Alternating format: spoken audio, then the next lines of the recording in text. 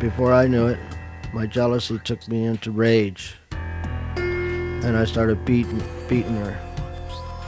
It's kind of hard to talk about it. And the nurse says, "Doctor, this man doesn't have any blood pressure." And I'm telling the doc, I don't feel very good. And he said, "Just take it easy, you're gonna be all right." And the other doctor was saying, why in the hell are we always working on this guy? Why can't he's just an alcoholic bum, why now? And the other doctor said, "Well, it's not for us to judge. We're just here to save lives."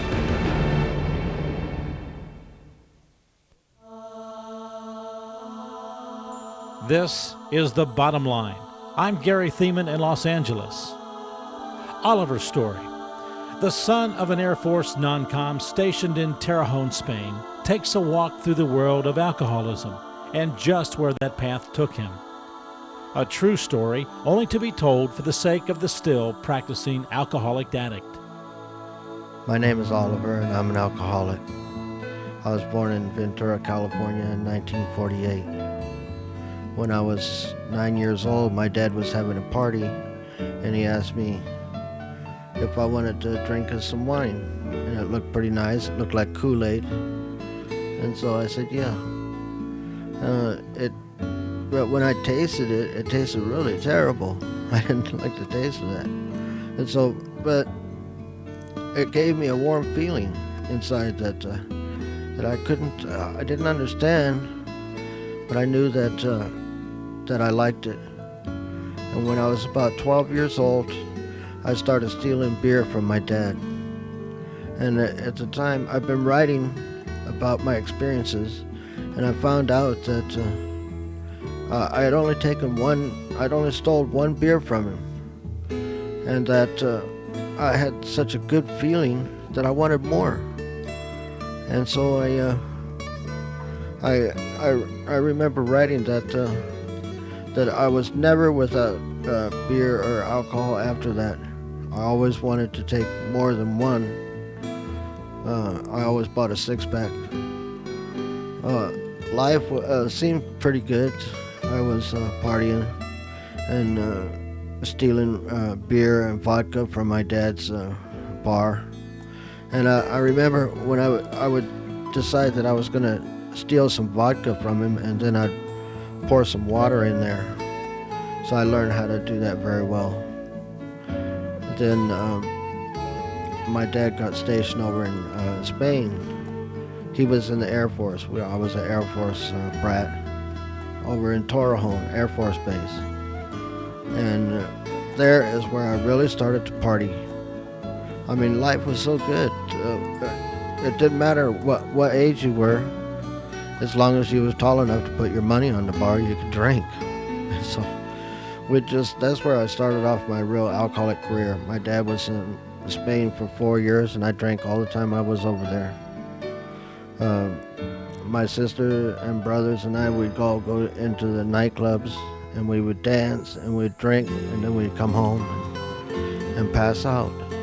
And I remember I kept beer and wine in my closet in my bedroom, and my dad didn't seem to mind. But I always had to have alcohol. It was like I was chained to it. I know now it was a terrible feeling. I never could go any place without alcohol. And I was at such a young age, and I realized that wasn't good for me. I was going to school on Torrejon Air Force Base, and I got kicked out of school for my hair was too long. That's when the Beatles started coming out. My hair was too long, and my teacher told me to get a haircut or don't come back to school. And when I told my dad that, I manipulated it so that it looked real bad, and he said, "Well, if that's the way they feel about it, then you don't have to go to school, but you have to get a job." And so right away I went out looking for a job, and I found a job working in this country club in the restaurant part. And I was an interpreter for the Spanish waiter that I worked on this table. This American captain of a shipping company. This American president of the shipping company used to come in all the time with his family, and I would talk to them in Spanish and interpret for them. And he asked me, "Hey Oliver, how about coming and joining up with me in the Merchant Marines? And you can see the world." So I thought, oh yeah, that sounded great. I was ready to do that. I went home and asked my dad if he would sign the papers for me to go in. And I went for an interview at the man's office, and I signed all the papers, and I went into the Merchant Marines. It was one of the most wonderful times of my whole life. I was in the Merchant Marines for 2 years, and then when we was in Jamaica one summer, I started drinking quite heavily one night, and I missed the ship. And the ship left, and all people aboard ship have to be all people that have passports have to be aboard the ship when the ship gets ready to go. When I was out drinking, and I passed out someplace, and the ship left without me. They had to leave an officer in Jamaica to hunt me down and put me under arrest. And here I am, 17 years old, in Jamaica, passed out drunk, missed the ship, and was arrested for not being on the ship. And so I had to take a plane ride. We had to take a jet plane to Miami Beach. That's where the ship was going. And when we got there, I went aboard ship, and the captains made out a complaint, and they asked me to leave the ship, so I had to leave. I was really brokenhearted. They wanted me to go back to California. So I went back to California, and I was drinking all the time. Depression sets in very easy with me, and I feel like I wanted to die, and life just wasn't worth living. When I was 19, I ran into this girl, this lovely girl. She was a country and western singer in a bar that I used to go into, and we fell in love, and we got married. Well, it didn't last very. We were both drinking together, going out in bars and drinking together, and we were arguing and fighting, and before you know it, we got real vicious. And before I knew it, my jealousy took me into rage, and I started beating her. It's kind of hard to talk about it, but we would hurt each other pretty bad. I used to beat her with my fist, and she beat her to a bloody pulp, and I would just snap. Something in my head turned me into a monster. I just snapped, and I wasn't even the same person. And I know that alcohol and rage is what did it to me. Turned me into a monster. I almost killed her many times, and I almost killed myself because of it. Now that I got away from my wife, it was the only thing I could think of to do, because I kept on beating her. And then the next day, she would just let me come back into the house, and everything would be all right. And it was like she wanted me to do it, and I was hooked on beating her, and I just couldn't keep doing it. I had to leave her. I just left town. I left my clothes there. I just got into my car one day and I just left. That was 10 years ago. I haven't seen her since. I remember while I was working on this job, and I was working on the graveyard shift, and then I was working in a coffee shop, but also I had access to the dining room kitchen, and in the dining room kitchen there was these bottles of flaming brandy, and it was 180 proof, and they poured this over shish kebabs. Before they took them to the table, they set them on fire, and so that way they could have flaming shish kebabs. Well, I took, there was a couple of fifths of that, and so I took that, and I was drinking that at night at work. And people would tell me, they said, Oliver, don't drink that stuff. Don't drink that flaming brandy. That stuff will eat up your insides. But I thought, wow, that couldn't happen to me. But I remember at the end there, when I was in the hospital, that the doctor was telling me that alcohol was eating away at my stomach, and that I learned from Alcoholics Anonymous that I had what you call alcoholic gastritis. And I remember when I was in the emergency room that I was laying on the gurney, and they was cutting my clothes off of my body because I was throwing up raw blood. And the nurse says, "Doctor, this man doesn't have any blood pressure." And I'm telling the dog, "I don't feel very good." And he said, "Just take it easy, you're gonna be all right." And the other doctor was saying, why in the hell are we always working on this guy? Why can't he's just an alcoholic bum, wino. And the other doctor said that, well, it's not for us to judge. We're just here to save lives. And I remembered that, of what that doctor said. And for some reason, that my life was saved.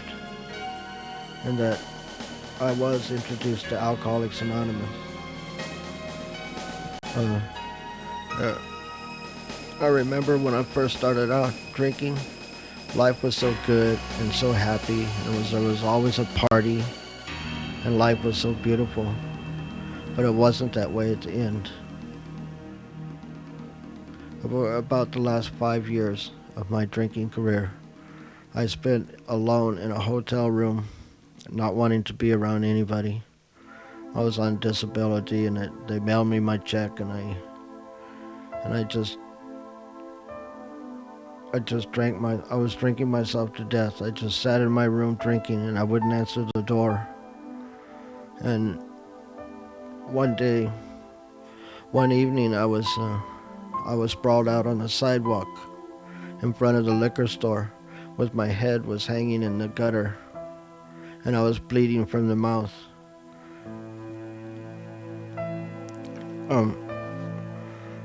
The owner of the liquor store called the sheriffs, and the sheriff came and picked me up, and they took me to jail. The next morning when I woke up, I didn't know where I was at. I didn't know why I was in jail. And then the sheriff came up. The sheriff that picked me up the night before had come back into the jail to tell me that I was sprawled out on the sidewalk, and that I was bleeding to the gutter, and that they took me to the hospital, and then they said that I would be okay, so they took me to jail. And they got me for being drunk in public. And I went to see the judge that day, and the judge said that the sheriff that had picked me up said that asked me if I was an alcoholic and if I wanted help. And I said yes. That was the best thing that I'd ever said in my entire life.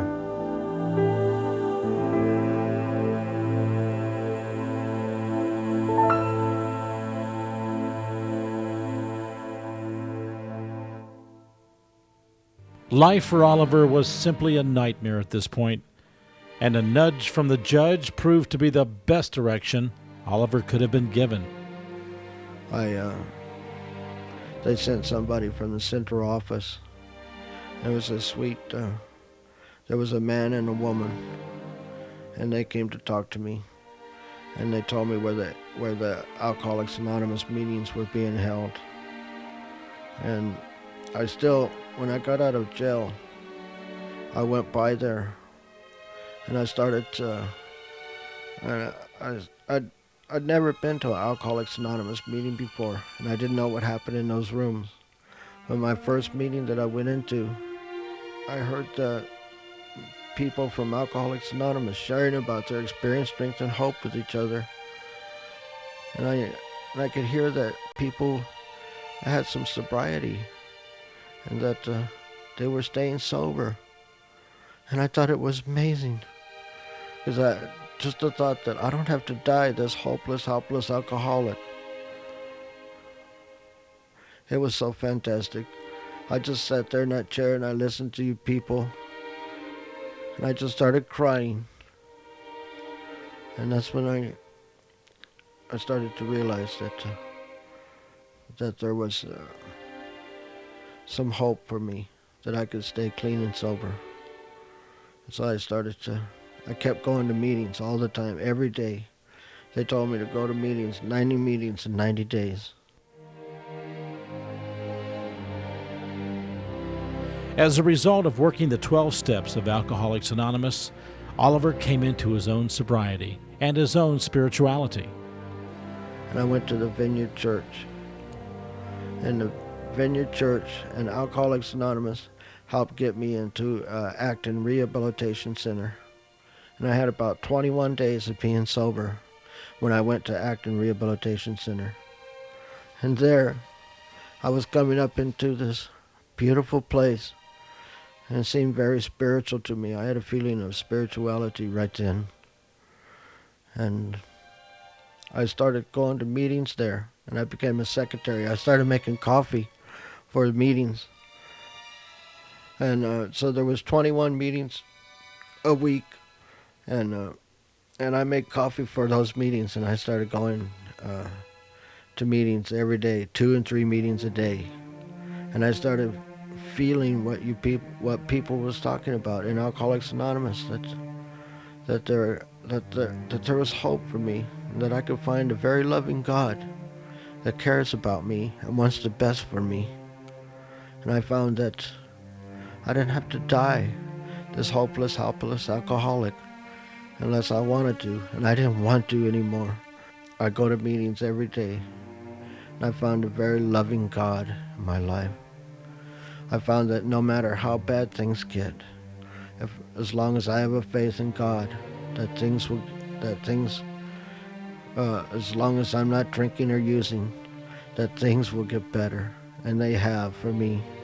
I started going to school, and I started going to meetings every day, and I went to school twice a week, and I studied twice a week, and then a fantastic thing happened.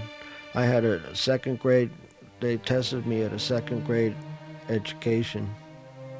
I was at a second grade level, and I ran into this tutor, and she was teaching me new things about reading and writing and arithmetic that I'd never learned in school.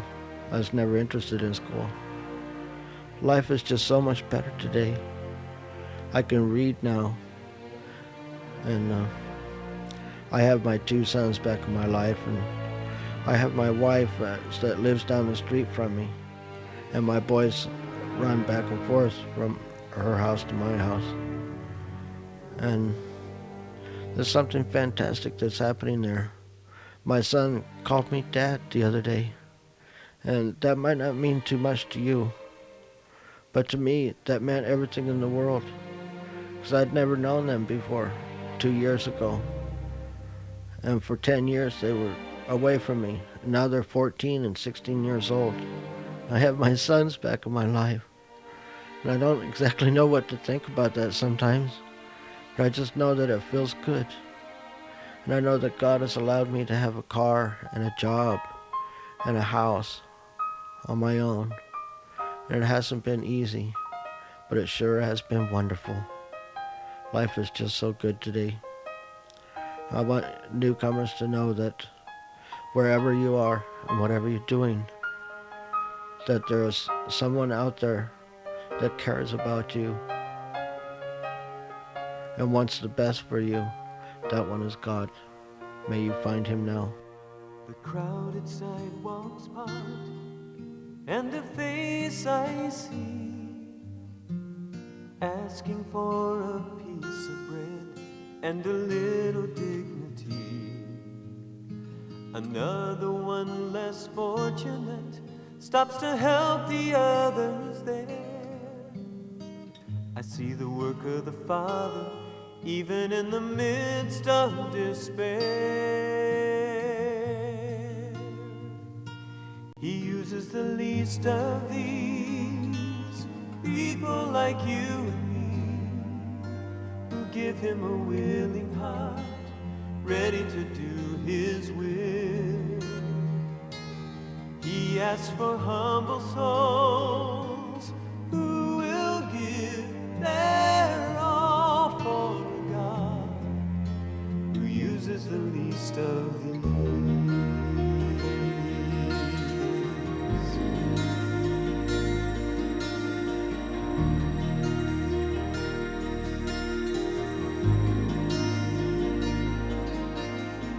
Down the lonely halls, I can feel their cries, forgotten by the ones they love.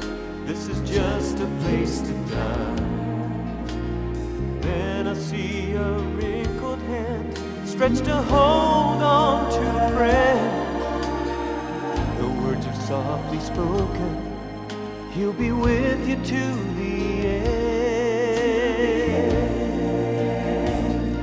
He uses the least of these, people like you and me, who give him a willing heart, ready to do his will.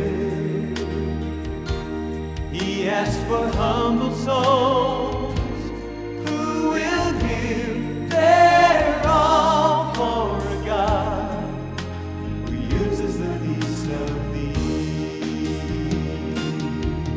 You may only pour the water, it may be a spoken word, but when you do it for the Father, the name of Jesus will be heard. He uses the least of these, people like you and me, who give him a willing heart, ready to do his will. He asks for humble souls who will give their all for a God who uses the least of these. You've been listening to The Bottom Line, featuring Oliver Story. Oliver, thanks so much for sharing your experience, strength, and hope. It's really great seeing God work in your life today. Keep coming back.